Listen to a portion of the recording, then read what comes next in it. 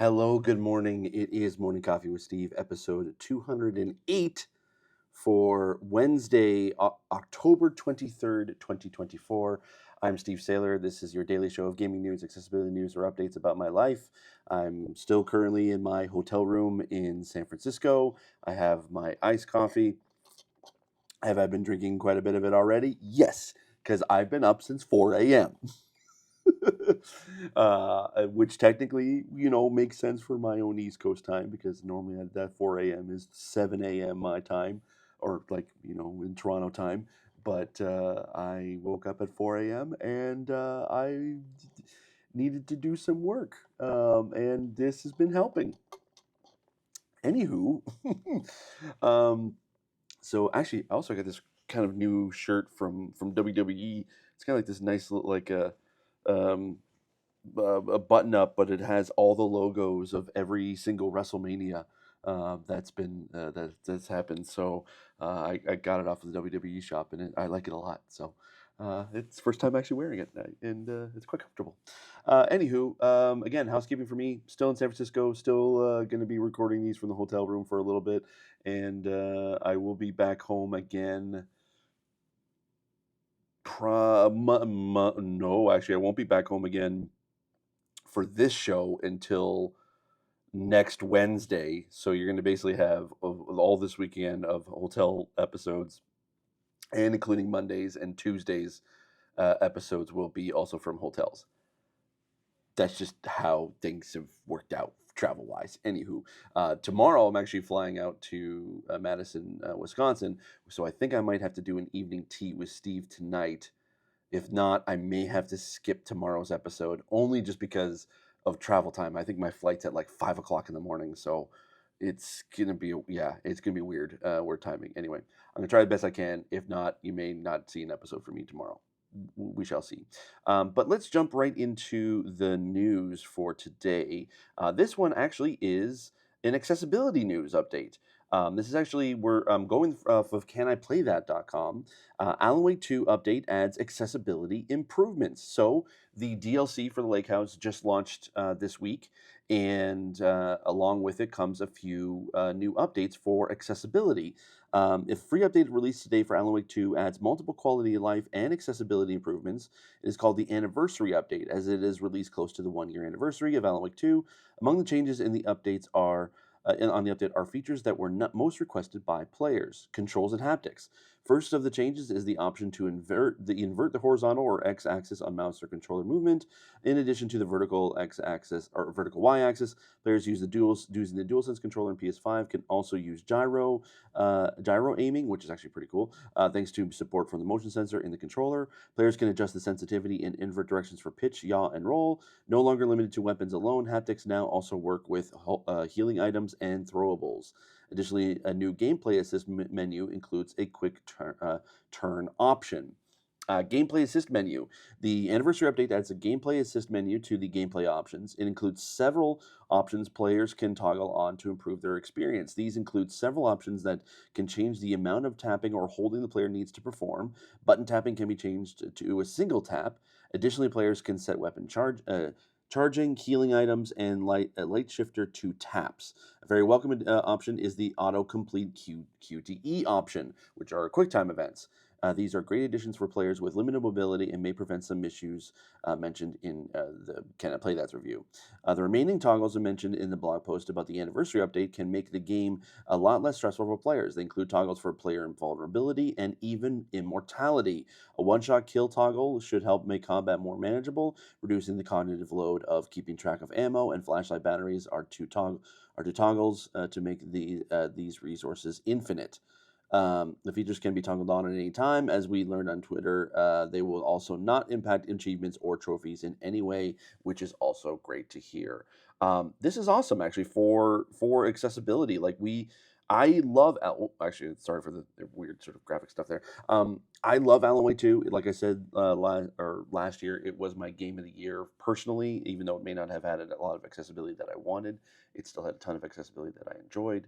And seeing these new assists, Remedy is not like they are.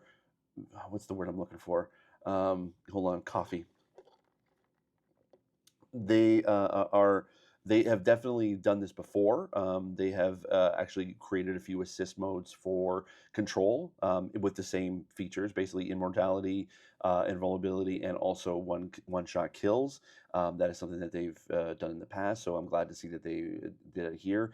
Not sure why they didn't include it at launch, but uh, we're here now. So 1 year later, I'm okay with this being added as a feature update, and it is a free update for all players who own LOA 2. I think the Lake DLC or the Lake House DLC is for those who will purchase the deluxe edition, I think, or if it's something that you can be able to buy a little bit extra. But I'm not 100% sure on that. Don't quote me on that. I'm just off the top of my head. But anyway, good to see. Love it. I can't wait to be able to play Lake House when I get back home. It's going to be awesome. All right, next story. Ubisoft has reportedly disbanded the Prince of Persia: The Lost Crown team. This is by Chris Scullion over at VGC. Ubisoft has disbanded the team responsible for Prince of Persia: The Lost Crown, according to a new report. YouTube gamer Gatos, part of the French YouTube channel Origami, reported the news on Tuesday, citing sources including multiple developers from Ubisoft Montpellier. Ubisoft has now responded to the report, essentially confirming it to be true. This actually is an update on this article. In a statement to Eurogamer, the game's senior producer, Abhal Elgas, said the Prince of Persia: Lost Crown is now at the end of its post-launch roadmap with 3 free content updates and 1 DLC that released in next September. We are now focusing on making the game available to more players. It was recently launched on Steam and will be available on Mac by this winter. Most of the team members who worked on Prince of Persia: The Lost Crown have shifted to other projects that will benefit from their expertise. We know players have a love for this brand, and Ubisoft is excited to bring more Prince of Persia experiences in the future. According to Ganos, the game's initial sales were lower than expected, meaning any possibility of a sequel was effectively ended within weeks of the first game's release. This is now back to the original article, not the update. The report says that some of the members of the development team pitched a sequel, which turned to a pitch for 2 DLC expansions instead. It also claims that Ubisoft's justification for rejecting the sequel pitch was that the release of a sequel will cannibalize sales of the original game, which were already lower than expected. This is a shame, actually, for that team. Not only is Prince of Persia: Lost Crown one of the um, more accessible games of this year, it is one of the biggest sort of like games, I think, of this year. It was widely had high critical praise, and it's something that I really loved a lot, and I played quite a bit of it. And I think it actually included some of the best accessibility in any Metroidvania type game, including being able to skip ahead on certain jump puzzles, or basically kind of like the platforming puzzles. Being able to excuse me, like it being able to do the snapshots of areas in the map, so you can be able to reference them later. So we need to go back if you need. So say if you find like a treasure chest, you can be able to take a snapshot, and it will pin that snapshot to that location on the map, so you can see exactly what is there that you wanted to be able to go back to later. It's a huge thing for Metroidvania games, I think, and I hope to be able to see that in the future. So it is sad to see that essentially that unfortunately Prince of Persia: The Lost Crown, we're not going to get a proper sequel to that. But there is sort of good news that kind of came out this morning. I don't know whether the rumors are really are true, but according to Insider Gaming, Rayman Remake development bolstered by former Prince of Persia team.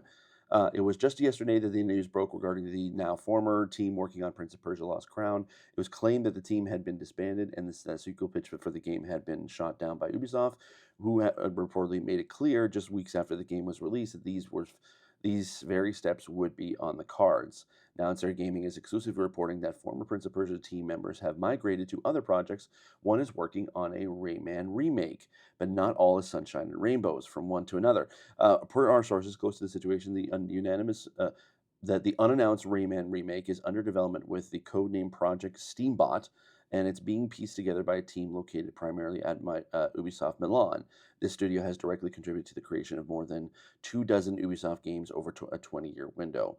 Our sources have confirmed that Michel Ancel, the creator of Rayman, another franchise like the Beyond Good and Evil, is in place as a consultant. This has raised some concerns among team members, least of all because Ansel found himself embroiled in a toxic leadership debacle pioneered by a French news outlet in 2020.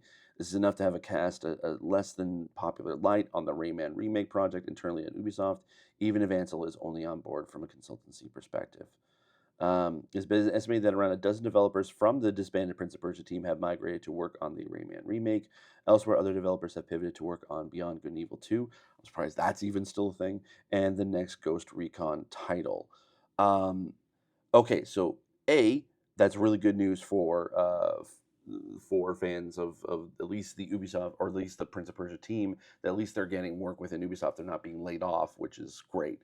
But with the added now with Ansel being the original creator and also being in a toxic leadership role, and he's on as a consultant, it's just it's just sad news for all around. Still, I think a Rayman remake is kind of lessens the blow a little bit, but I'm very sad that essentially that we're not going to be able to get a proper sequel or newer updates other than the announced DLC for Prince of Persia. I think it helped sort of revolutionize or like sparked a lot more interest in the Prince of Persia series. I think that's kind of probably like why at least Prince of Persia: Sands of Time got announced as a remake, but it's like, and it seemed as if the Rogue Prince of Persia was kind of like that. It just basically was a lot of momentum for Prince of Persia this year, and because you had the Prince of Persia: Lost Crown, then you had Rogue Prince of Persia, then you had the announcement of Sands of Time. Like it seemed as if Ubisoft was okay. We're giving you more Prince of Persia games, and that Lost Crown was kind of that first big step. But now that team is gone and there's not going to be any more, it just seems that they kind of cut off their own feet to spite their head. Like it I don't know. It just seems weird that they would just sort of brush that team aside on and what like I don't know if it's whether they just don't understand sort of okay, I can understand sales numbers, okay, that it didn't sort of sell at expectations, but also they've been saying that about a lot of games, including Star Wars Outlaws. So what is their sales expectations? Are they too high for any type of game to become a success for them? I don't know. And also, if like if even if it okay, so I understand the sort of sales expectations, but if you look at the mentality of players and also reviewers, everyone was giving it a high score. It reviewed well. People were excited for Prince of Persia again. Some people are already declaring that Lost Crown may be one of their games of the year. It just baffles me. Like again, it goes back to what I've talked about before on this show. I don't understand what Ubisoft is doing now. I really don't. I want them to succeed, but I feel like the leadership is like trying to. I butchered the saying, but it's like they're trying to be able to like cut off the leg despite the foot, like or to save the foot. Like it just I don't know. It just I don't know. I butchered that thing saying wrong again, but I think you understand what I mean. It just seems that they're just shooting themselves in the foot. Keep using that foot analogy. They keep shooting themselves in the foot so much that I don't understand what leadership wants out of their teams. Like it seems as if the teams are working and making great games, but the leadership just thinks that it's all a failure. Star Wars Outlaws, granted, didn't review as well as Lost Crown. I think a lot of people still enjoyed it, myself included, and that didn't meet sales expectations. Prince of Persia: Lost Crown received a ton of praise, reviewed well, and yet still didn't meet expectations. Like it just, again, I don't know what is a success for Ubisoft nowadays. What is it? What do they need? What like let the play like at least let us know what is it that you want from us to be able to make a game successful. Like I think granted it's now on Steam, but it's almost kind of like a little too late at this point. Um, I just I don't know. I mean, yeah, great for the team that they're not being laid off, that they're being moved to different projects, but I'm sure that they probably were still passionate about Prince of Persia, and I know that they want to continue probably working on it.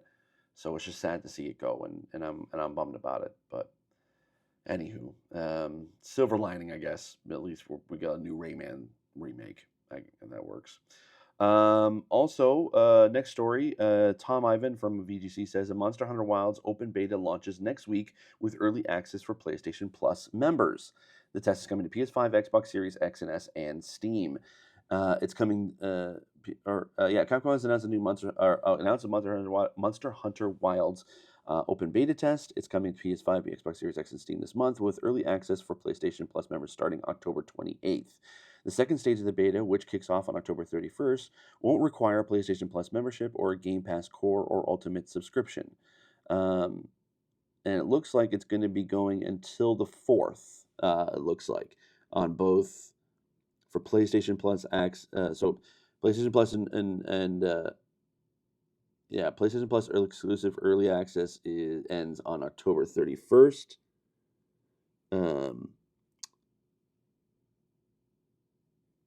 Wait. Oh, this is GMT. Got it. Okay. Okay, so that's basically when this launches. Okay, this is a very confusing graphic. I'm just saying. Okay, so it basically is going from the 28th to the 31st. And then just regular places, PS5, Xbox, and Steam is going from the 31st to November 3rd or 4th, depending on the time zone. So the beta will support crossplay on all platforms and have 3 parts to it: the complete character creation tool, a story trial, and the free roaming Dashaguma hunt. Players will be able to carry over their character creation data into the full version of the game when it's released on February 28th, 2025. The story trial will let players experience the opening cutscene and play through the Chupacabra hunt with basic tutorials. In the Dashaguma hunt, the goal is to defeat the alpha of the Dashaguma pack, Capcom said. Explore the vast locale on your secret and switch between 2 different weapon types on the fly as you experience the latest in hunting action. Both the story trial and Dashaguma hunt can be experienced solo, or players can use an SOS flare to create a party of up to 4 players online or call in assistance from NPC support hunters. Monster Hunter Wilds producer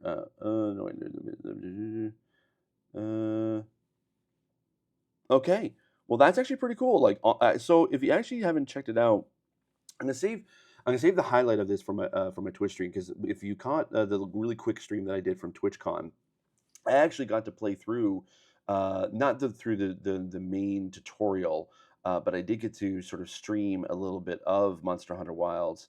So I think it's probably the same demo as what's going to be released. So if I can find that video, and I'm going to save it as a highlight, and I'll link it to the show, in the description for the show notes if you want to be able to check it out and see what my sort of thoughts are. I got to play it with my buddy T. This was live from TwitchCon. It's a short stream. It's like 30 minutes long, I think, is the total. So it was chaos. It's chaos incarnate.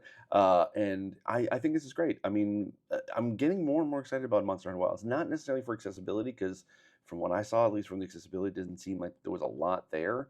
But I think that this might be the most approachable Monster Hunter game, maybe. I'm curious about it. I'm gonna at least be able to try it out at the very minimum, and see what's there. But yeah, no, I'm excited. So hey, I don't know if I can be able to play it, because it looks like pretty much the beta is going to be during when I'm traveling, but definitely check it out if you want to, because it will be. I think you might enjoy it. And then lastly. Actually, you know what? I think I'm just going to end it. I'm going to end it there. I think that's probably best, just to kind of keep it short and sweet for today. So, how much long I'm recording? Yeah, it's about 18, 20 minutes. That's fine. Okay. Yeah, I think it's. Yeah, I don't know. I always feel, even though I'm skipping a story or two, I always kind of feel weird about like doing these like early in the morning, and sometimes I miss a lot of like kind of breaking news. And I hope that that's okay, that I'm sort of like only touching on stuff that you may have already known. I don't know. Again, I know I've talked about it before, but I do feel like, especially like yesterday with the whole Prince of Persia news that kind of dropped, and I was like, oh man, like if I was able to do it, just like do my show a little bit later, I would have been able to catch that news. But I don't know.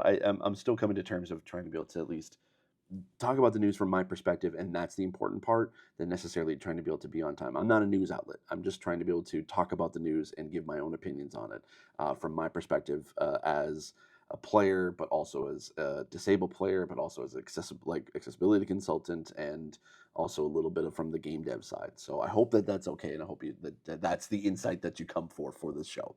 Anywho, thank you so much for watching. If you like this video, please give it a like and thumbs up. Also, if you didn't check it out yesterday, I did put a preview up of my thoughts on Lego Horizon Adventures. I'll put a link to that in the show notes as well. Yeah, take care. I will see you all tomorrow. And as always, I remain obediently yours. Bye-bye.